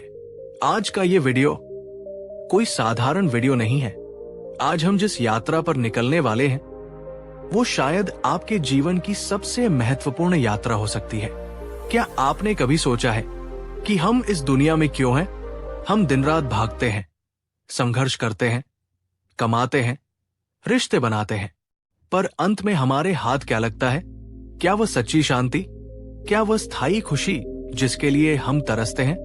हम सब कहीं न कहीं टूटे हुए हैं। हम सब कहीं न कहीं अधूरे हैं। हम सब किसी न किसी चीज की तलाश में हैं। आज से लगभग 2500 साल पहले एक राजकुमार ने, जिसके पास दुनिया का हर सुख था, अपने महल, अपनी पत्नी, अपने नवजात पुत्र और अपने राज्य को त्याग दिया। क्यों? सिर्फ एक सवाल का जवाब खोजने के लिए, दुख क्या है और इससे मुक्ति कैसे मिले। वो राजकुमार सिद्धार्थ थे, जो बाद में बुद्ध बने, यानी जागा हुआ इंसान। उन्होंने अपने जीवन के 45 वर्षों तक नंगे पैर गांव-गांव घूमकर लोगों को वो ज्ञान दिया, जो आज भी इस 21वीं सदी में भी उतना ही प्रासंगिक है जितना उस समय था। बल्कि आज के इस तनावपूर्ण और डिजिटल युग में हमें बुद्ध की शायद सबसे ज्यादा जरूरत है। आज हम बुद्ध के 10 ऐसे अनमोल उपदेशों को एक साथ, एक ही जगह पर लेकर आए हैं, जिन्हें हर इंसान को, जी हाँ, हर इंसान को अपनी जिंदगी में कम से कम एक बार पूरे ध्यान से, पूरे दिल से जरूर सुनना चाहिए। ये 10 उपदेश केवल शब्द नहीं है, ये 10 चाबियां हैं जो आपके जीवन के हर बंद दरवाजे को खोल सकती है। ये आपको दुख से सुख की ओर, अंधकार से प्रकाश की ओर और बंधन से मुक्ति की ओर ले जा सकती है। मेरा आपसे एक हाथ जोड़कर निवेदन है, ये वीडियो लंबा है, गहरा है, इसे जल्दबाजी में मत देखिएगा। इसे अपना समय दीजिए। हो सके तो एक शांत कोने में बैठ जाएं, हेडफोन लगा लें और दुनिया के शोर को कुछ देर के लिए भूल जाएं। क्योंकि आज हम जो बातें करेंगे वे आपकी आत्मा से संवाद करेंगी। और अगर आप इस ज्ञान के महासागर में डुबकी लगाने के लिए तैयार हैं, तो चलिए एक गहरी सांस लें और बुद्ध की शरण में चलते हैं। बुद्ध का पहला और शायद सबसे क्रांतिकारी उपदेश वह है जो उन्होंने अपने अंतिम समय में दिया था। ये उपदेश हमें किसी और पर निर्भर रहने के बजाय अपनी शक्ति को पहचानने की प्रेरणा देता है। ये उपदेश है अप दीपो भव अट्टा दीपो भव, अर्थात अपना दीपक स्वयं बनो। हम सब अपनी समस्याओं के समाधान के लिए बाहर देखते हैं। हम मंदिरों में जाते हैं, गुरुओं के पीछे भागते हैं, ज्योतिषियों के चक्कर लगाते हैं या दूसरों से उम्मीद करते हैं कि वे आकर हमें बचाएंगे। हम हमेशा एक बैसाखी ढूंढते रहते हैं, लेकिन बुद्ध ने कहा, रुको, बाहर मत देखो, कोई तुम्हें बचाने नहीं आएगा। तुम्हारी मुक्ति, तुम्हारी शांति, तुम्हारी शक्ति सब तुम्हारे भीतर ही है। बुद्ध ने कभी नहीं कहा कि मेरी पूजा करो या मैं भगवान हूं, मैं तुम्हें मोक्ष दूंगा। उन्होंने कहा, मैं केवल मार्ग दिखाने वाला हूं, चलना तुम्हें खुद होगा। जब बुद्ध का अंतिम समय निकट था, वे कुशीनगर के शाल वनों में लेटे हुए थे। उनके प्रिय शिष्य आनंद, जो 25 वर्षों तक उनकी परछाई बनकर रहे थे, फूट फूट कर रोने लगे। आनंद ने कहा, भगवान, आप हमें छोड़कर जा रहे हैं, अब हमारा क्या होगा? हमें मार्ग कौन दिखाएगा? हम तो अभी भी अज्ञानी हैं, आपके बिना हम अंधेरे में भटक जाएंगे। बुद्ध ने अपनी कमजोर आंखों से आनंद को देखा और मुस्कुराए। उन्होंने कहा, आनंद, तुम क्यों रोते हो? क्या मैंने तुम्हें ये नहीं सिखाया कि जो जन्म लेता है उसकी मृत्यु निश्चित है? और रही बात मार्ग दिखाने की, तो क्या मेरा शरीर ही मार्ग था? बुद्ध ने कहा, आनंद, मत रो। मेरे जाने के बाद मेरी शिक्षाएं, धम्म ही तुम्हारे गुरु होंगी। किसी बाहरी सहारे की तलाश मत करो। अप दीपो भव, अपने दीपक स्वयं बनो। अपने भीतर के प्रकाश को जगाओ। जब तुम अपनी प्रज्ञा, विजडम के प्रकाश में चलोगे, तो तुम्हें किसी और गुरु की आवश्यकता नहीं होगी। दोस्तों, बुद्ध का ये उपदेश हमें आत्मनिर्भरता, सेल्फ रिलायंस सिखाता है। ये हमें बताता है कि हमारे जीवन की हर समस्या का हल हमारे अपने विवेक, हमारे अपने धैर्य और हमारे अपने प्रयासों में छिपा है। जब हम दूसरों से उम्मीद करना छोड़ देते हैं और खुद पर भरोसा करना शुरू करते हैं, तभी हम असली मायने में शक्तिशाली बनते हैं। दोस्तों, मैं आपसे एक बहुत ही व्यक्तिगत सवाल पूछना चाहता हूं। क्या आप भी अपनी खुशी या अपनी समस्याओं के हल के लिए किसी और का इंतजार कर रहे हैं? क्या आप भी सोचते हैं कि कोई चमत्कार होगा और सब ठीक हो जाएगा? नीचे कमेंट में लिखिए, मैं अपना दीपक खुद बनूंगा। ये संकल्प आपको याद दिलाएगा कि शक्ति आपके हाथों में है। बुद्ध का दूसरा उपदेश वह है जो हमारे 90% दुखों का इलाज है। हम में से ज्यादातर लोग दुखी क्यों हैं? क्योंकि या तो हम बीते हुए कल, पास्ट के पछतावे में जी रहे हैं, या आने वाले कल, फ्यूचर की चिंता में। हमारा शरीर तो यहाँ है, पर हमारा मन हमेशा वहां होता है, और इस चक्कर में हम उस एकमात्र चीज को खो देते हैं जो हमारे पास वास्तव में है, वर्तमान क्षण, द प्रेजेंट मोमेंट। बुद्ध ने कहा, अतीत जा चुका है, उस पर शोक मत करो। भविष्य अभी आया नहीं है, उसके सपने मत देखो। अपने मन को वर्तमान क्षण में एकाग्र करो। एक बार एक किसान बुद्ध के पास आया। वो बहुत परेशान था। उसने कहा, भगवान, पिछले साल बाढ़ आई थी और मेरी सारी फसल नष्ट हो गई थी। मुझे बहुत नुकसान हुआ और अब मुझे डर लग रहा है कि कहीं अगले साल सूखा न पड़ जाए। अगर सूखा पड़ा तो मैं बर्बाद हो जाऊंगा। मैं क्या करूं? मैं सो नहीं पाता। बुद्ध ने उससे पूछा, क्या तुम अभी इसी पल में दुखी हो? किसान ने कहा, नहीं, अभी तो मैं आपके पास बैठा हूं, यहां सब शांत है। बुद्ध ने पूछा, क्या अभी इसी पल में बाढ़ आई है? किसान ने कहा, नहीं। बुद्ध ने पूछा, क्या अभी इसी पल में सूखा पड़ा है? किसान ने कहा, नहीं। बुद्ध ने मुस्कुराते हुए कहा, तो तुम उस बाढ़ के कारण दुखी हो जो जा चुकी है, और उस सूखे के कारण दुखी हो जो आया ही नहीं है। तुम अपने आज को, अपने अभी को उन दो चीजों के लिए बर्बाद कर रहे हो जिनका कोई अस्तित्व ही नहीं है। बुद्ध ने उसे समझाया, अगर तुम आज, अभी, इसी पल में अपना कर्म पूरी निष्ठा से करो, खेत की जुताई करो, बीज बो, पानी दो, तो तुम भविष्य की चिंता से मुक्त हो जाओगे। भविष्य तुम्हारे आज के कर्मों से ही बनता है। दोस्तों, जीवन न तो कल में था, न कल में होगा। जीवन केवल अभी है। जब हम खाना खाते हैं तो हमारा ध्यान फोन में होता है। जब हम चलते हैं तो हमारा ध्यान मंजिल पर होता है। हम कभी भी उस प्रक्रिया का आनंद नहीं लेते। बुद्ध कहते हैं, जागृत रहो। जो कर रहे हो उसे पूरे होश के साथ करो। यही सुख की कुंजी है।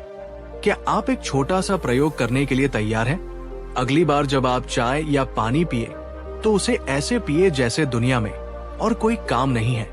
उसके स्वाद को, उसके तापमान को, उसके एहसास को पूरी तरह महसूस करें। आप पाएंगे कि वो साधारण सा पानी भी अमृत जैसा लगेगा। अब हम बुद्ध के सबसे गहरे और सबसे प्रसिद्ध सिद्धांत की ओर बढ़ते हैं। 4 आर्य सत्य, दी 4 नोबल ट्रूथ्स। इनमें से दूसरा सत्य ये बताता है कि दुख का कारण क्या है। बुद्ध ने कहा, दुख का मूल कारण तृष्णा, डिजायर, क्रेविंग है। हम दुखी इसलिए नहीं है कि हमारे पास चीजें कम हैं। हम दुखी इसलिए हैं क्योंकि हमारी चाहत कभी खत्म नहीं होती। हमें एक चीज मिलती है, हम थोड़े समय के लिए खुश होते हैं और फिर हमारा मन दूसरी चीज के लिए दौड़ने लगता है। मुझे वो नया फोन चाहिए, मुझे वो प्रमोशन चाहिए, मुझे वो व्यक्ति चाहिए।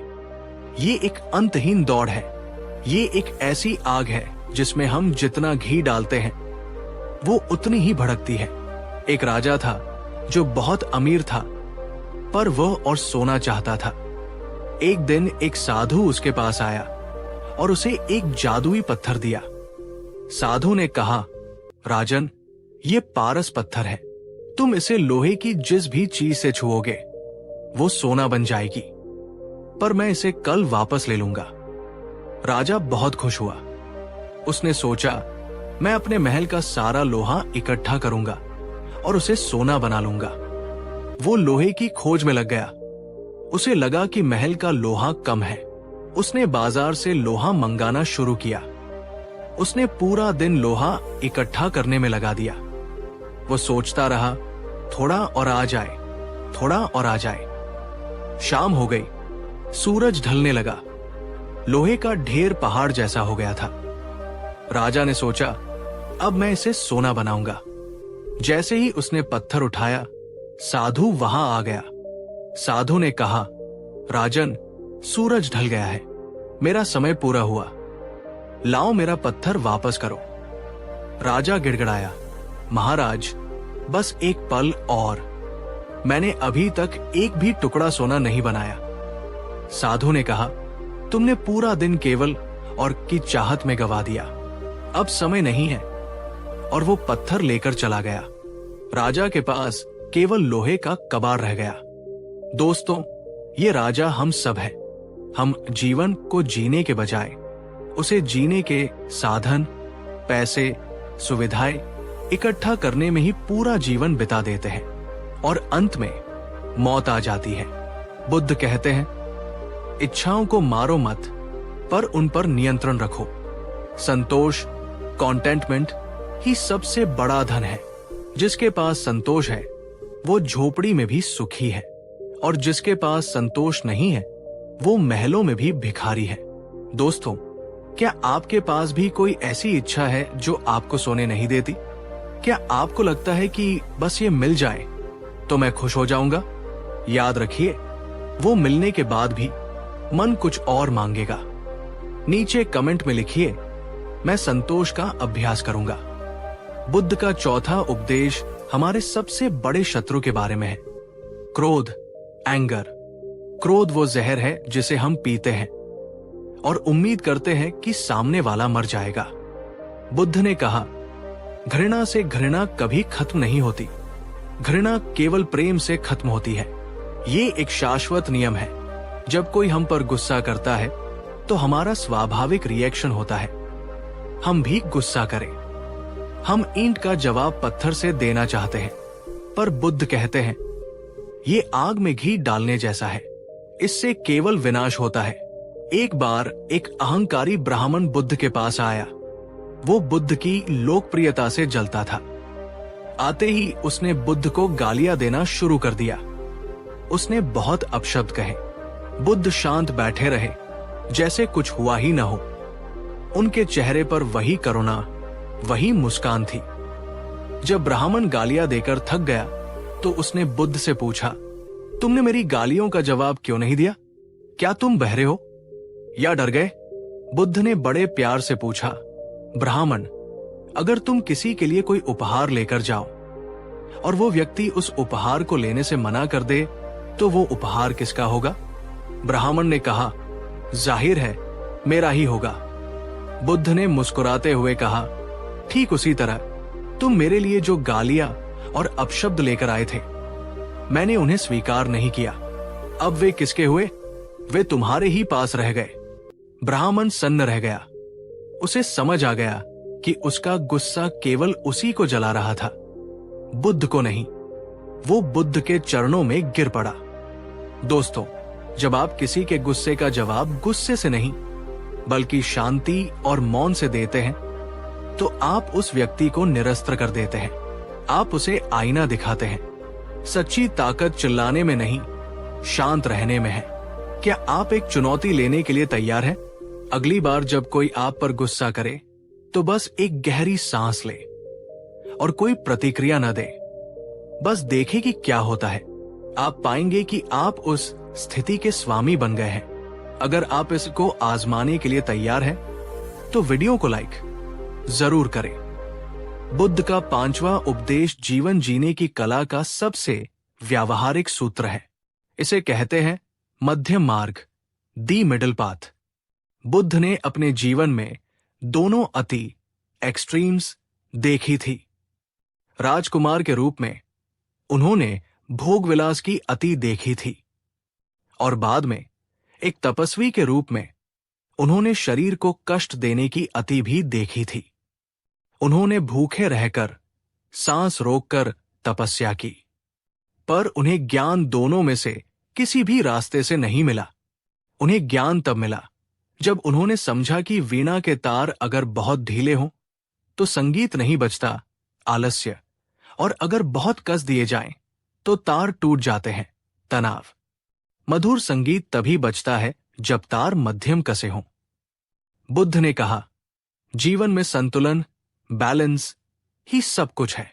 न बहुत ज्यादा खाना, न भूखे रहना, न बहुत ज्यादा सोना, न जागना, न बहुत ज्यादा काम, न बहुत ज्यादा आराम, न बहुत ज्यादा आसक्ति, न बहुत ज्यादा वैराग्य। दोस्तों, आज हम संतुलन खो चुके हैं।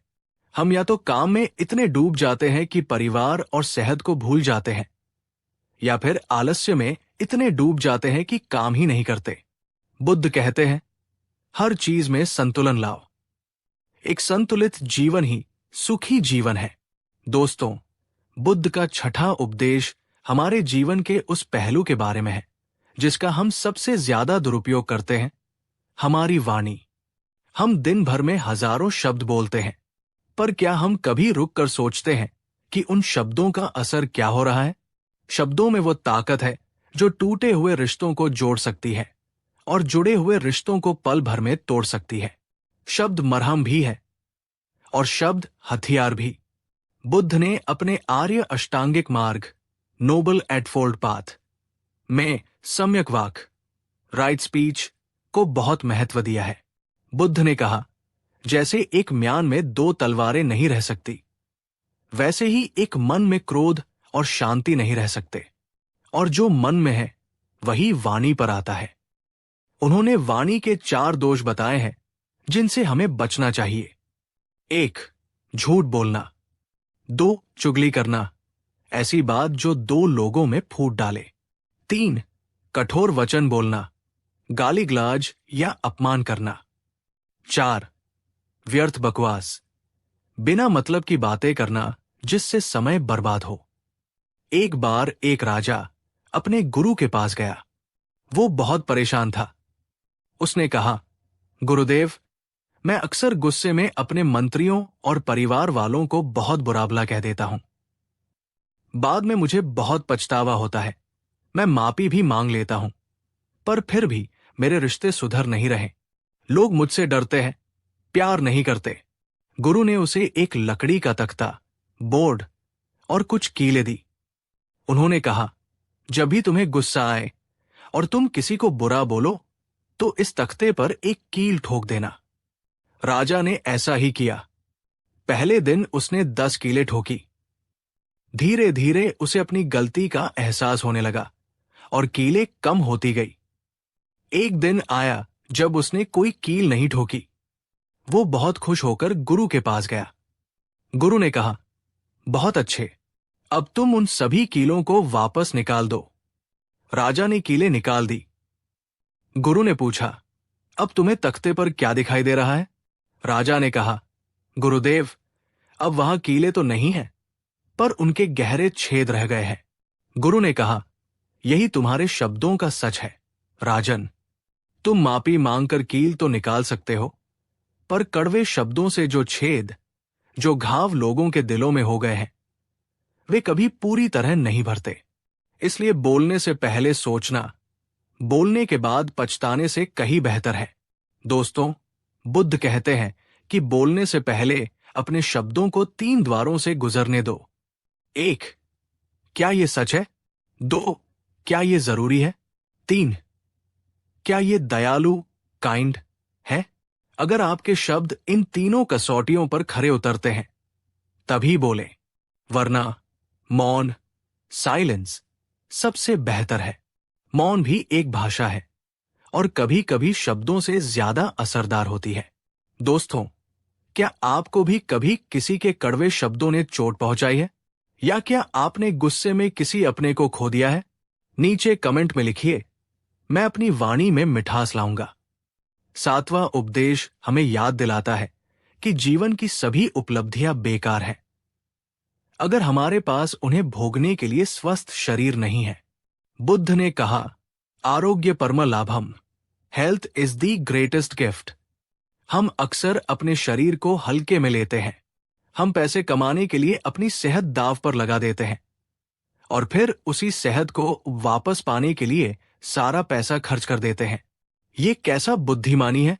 बुद्ध ने शरीर को नौका कहा है। ये शरीर ही वो नाव है जो हमें इस भवसागर से पार ले जाएगी। अगर नाव में ही छेद होगा तो हम डूब जाएंगे। ध्यान, साधना, सेवा, सब कुछ तभी संभव है जब शरीर साथ दे। एक बहुत बड़ा विद्वान एक नाव में नदी पार कर रहा था। वो अपने ज्ञान के अहंकार में चूर था। उसने नाविक से पूछा, क्या तुमने वेद पढ़े हैं? नाविक ने कहा, नहीं साहब, मैं तो अनपढ़ हूं। विद्वान हंसा, अरे, तुम्हारा 25% जीवन बेकार गया। थोड़ी देर बाद उसने फिर पूछा, क्या तुम्हें भूगोल और इतिहास का ज्ञान है? नाविक ने कहा, नहीं साहब।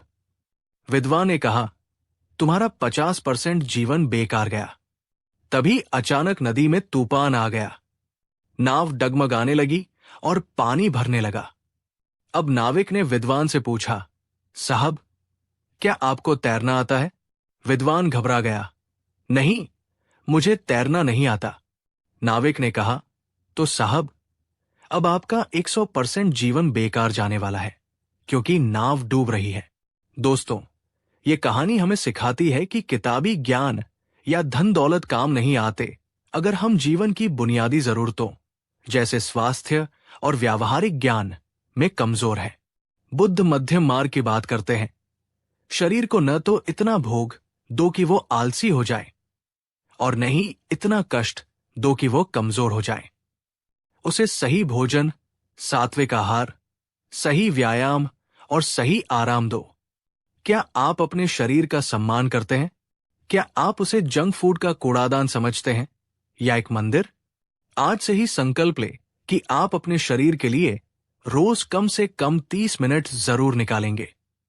अगर आप तैयार हैं, तो वीडियो को लाइक करें। बुद्ध का 8वां उपदेश हमारे सामाजिक जीवन के बारे में है। हम जैसे लोगों के साथ रहते हैं, वैसे ही बन जाते हैं। संगत का असर रंगत पर जरूर पड़ता है।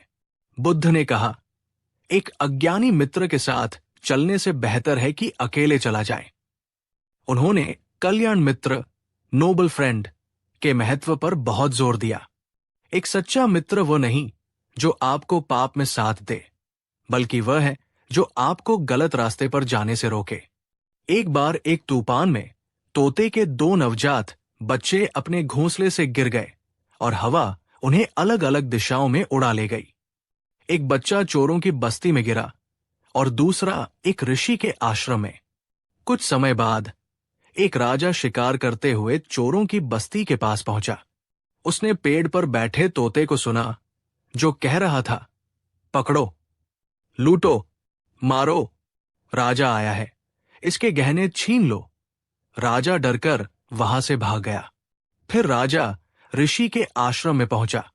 वहां उसने दूसरे तोते को सुना जो कह रहा था, स्वागत है राजन, आइए विश्राम कीजिए, जल ग्रहण कीजिए, ऋषि मुनि अभी आते ही होंगे।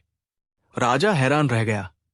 एक ही प्रजाति, एक ही रूप रंग, पर बोली में इतना अंतर।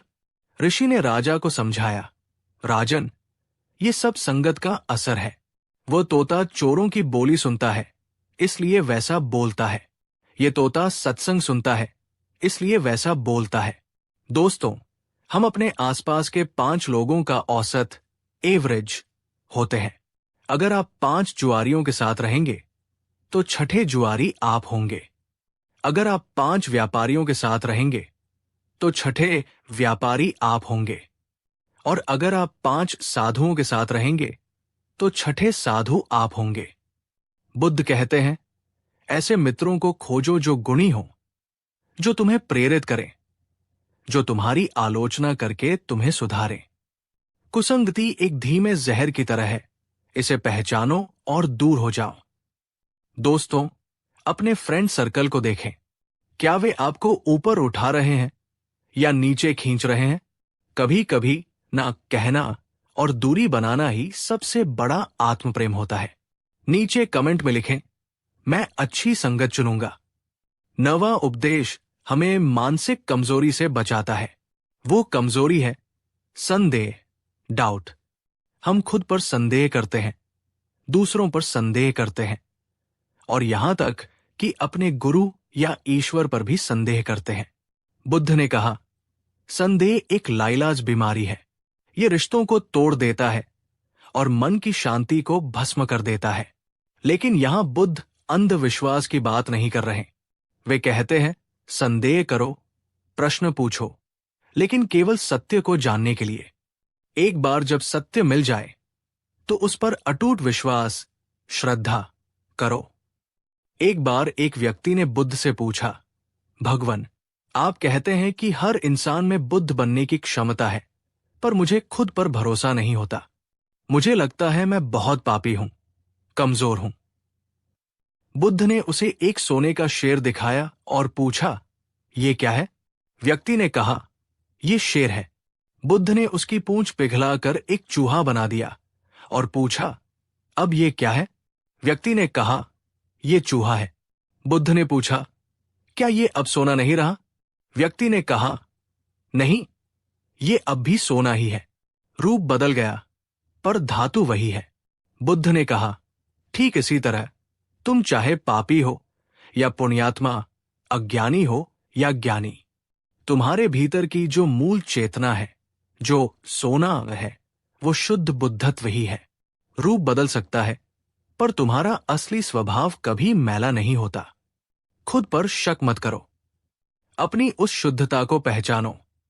दोस्तों, जब हम खुद पर विश्वास करते हैं, तो हम आधी लड़ाई जीत जाते हैं। संदेह हमें रोकता है, विश्वास हमें चलाता है। क्या मैं कर पाऊंगा? ये संदेह है, मैं सीखूंगा और कर लूंगा। ये विश्वास है। अगर आप भी अपने भीतर के सोने को पहचानने के लिए तैयार हैं, तो वीडियो को शेयर करें ताकि दूसरे भी अपना आत्मविश्वास पा सकें। और अब बुद्ध का 10वां और अंतिम उपदेश, वो सत्य जिससे हम सब भागते हैं, पर जो हमारे जीवन का एकमात्र निश्चित सत्य है, मृत्यु, डेथ। बुद्ध ने कहा, मृत्यु अंत नहीं है, ये केवल एक बदलाव है। जैसे दिन के बाद रात और रात के बाद दिन आता है। हम मृत्यु से डरते हैं क्योंकि हम जीवन से बहुत ज्यादा चिपके हुए हैं। हम सोचते हैं कि हम यहां हमेशा रहने वाले हैं, और यही सोच हमें लालची और अहंकारी बनाती है। जब हम ये समझ लेते हैं कि सब कुछ अनित्य, इम्परमानेंट है, तो हमारा जीवन जीने का तरीका ही बदल जाता है। तब हम छोटी छोटी बातों पर लड़ना छोड़ देते हैं। हम माफ करना सीख जाते हैं। हम खुलकर जीते हैं। एक महिला थी, किसा गौतमी। उसका इकलौता बेटा मर गया। वो पागल हो गई। वो मरे हुए बच्चे को गोद में लेकर घर घर जाकर दवा मांगती रही। किसी ने उसे बुद्ध के पास भेजा। बुद्ध ने उसे देखा और कहा, मैं तुम्हारे बेटे को जिंदा कर दूंगा, पर मुझे एक मुट्ठी सरसों चाहिए। लेकिन शर्त यह है कि सरसों उस घर से आनी चाहिए जहां कभी किसी की मृत्यु न हुई हो। किसा गौतमी बहुत खुश हुई। वो दौड़ी, पहले घर गई, सरसों मांगी। जब उसने पूछा, क्या यहां किसी की मृत्यु हुई है, तो जवाब मिला, हां, मेरे पिता की। दूसरे घर में भाई की, तीसरे में पति की। वो पूरा दिन भटकी, पर उसे ऐसा कोई घर नहीं मिला जहां मृत्यु ने दस्तक न दी हो। शाम को वो समझ गई। उसने बेटे का अंतिम संस्कार किया और बुद्ध के पास लौटी। उसने कहा, भगवान, मुझे समझ आ गया, मृत्यु केवल मेरे बेटे की नहीं हुई, ये सबका सत्य है। जो जन्म लेता है उसे जाना ही पड़ता है। बुद्ध ने कहा, यही ज्ञान है। जिसने मृत्यु को स्वीकार कर लिया, वो जीवन के हर डर से मुक्त हो गया। दोस्तों, मृत्यु का डर हमें जीवन जीने नहीं देता। हर सुबह जब उठो तो सोचो, ये एक बोनस दिन है, पता नहीं कल हो न हो। जब आप इस भाव से जिएंगे तो आप किसी से नफरत नहीं करेंगे, समय बर्बाद नहीं करेंगे और हर पल का जश्न मनाएंगे। मृत्यु का बोध हमें सही जीवन जीना सिखाता है। तो मेरे प्यारे दोस्तों, ये थे गौतम बुद्ध के वे 10 अनमोल उपदेश जो किसी खजाने